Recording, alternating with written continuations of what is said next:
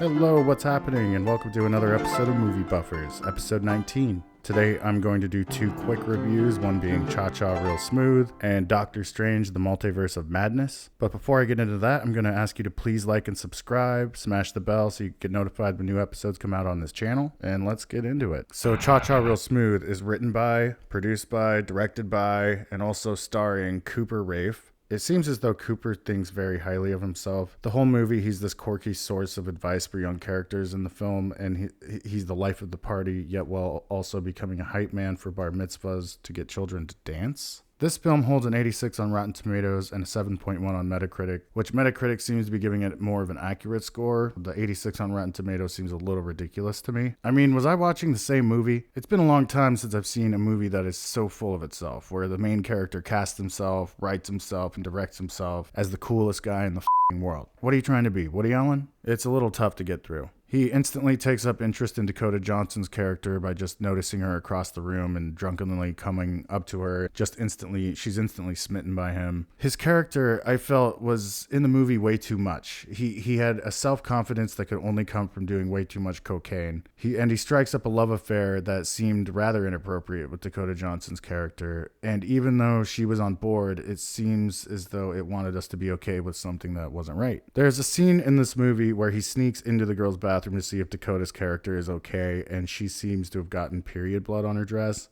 At least that's what they're leading us to believe. Then he devises a plan for him and the kids to all wear these long painted shirts to walk out of the dance so she doesn't get seen by anyone and embarrassed or something. It felt like a shitty Degrassi episode.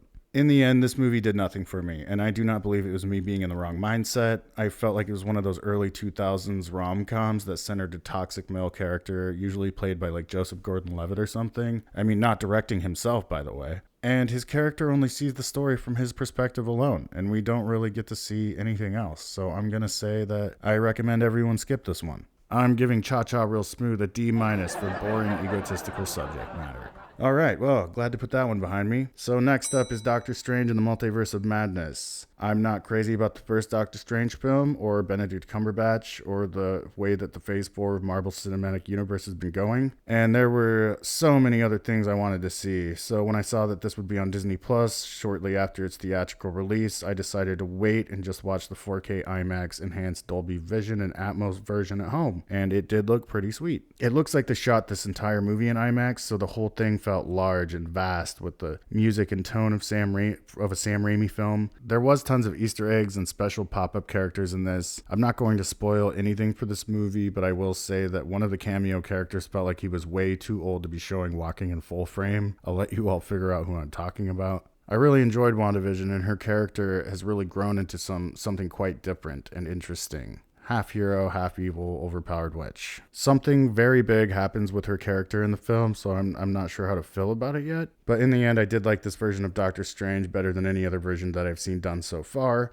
The film really did feel like it was a continuation of a story that had been done before by Sam Raimi, even though that movie doesn't exist. I don't know if they just had Sam Raimi come in and direct part of this or what the real story is here. I really wish that they would have just let somebody else direct this film and let Sam Raimi come in and direct Spider-Man No Way Home. Could you imagine that universe? That would have made so much more sense to me. And that would have let Raimi come in and take one last stab at closing up his Spider-Man storyline. But that's just me, I guess. And the new character, America Chavez, was pretty cool, and the actor who played her did a really good job. She had a lot of screen time, and for a film this size, that had to be pretty intimidating. We of course get a Bruce Campbell cameo in here, and you know that Sam Raimi put him through some slapstick while he had the chance. So this movie was pretty good. I don't think it's anything like Sam Raimi's other notable works, but it definitely gets his tone across for a new generation, and I enjoyed myself watching it. I'm going to give Doctor Strange the Multiverse of Madness a B-.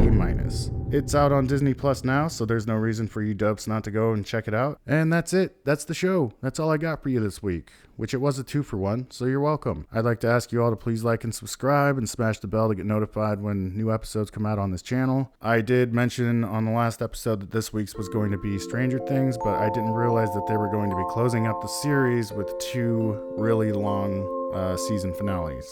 So I might just push back on that until those episodes drop. And that's all I got for you guys this week, and I will catch you next time. Thanks for watching.